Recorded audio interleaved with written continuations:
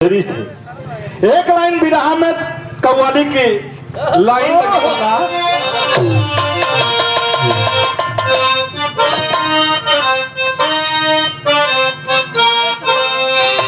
बुधा उजाला कौन तोहरे नियन एगो लड़की हो, हमें राम राज नियन मास्टर नियन एगो लड़का हो, खूब खूबसूरत।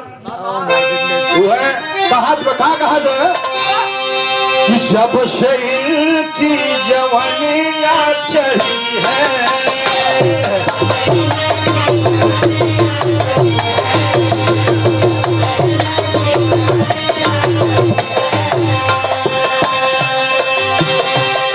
हजारों के पीछे पड़ी है।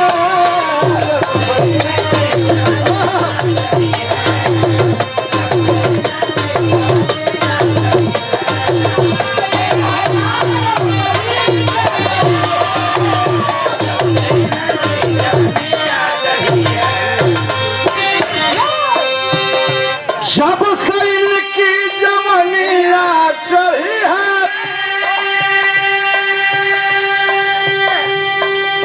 ये हजारों के पीछे पड़ी है।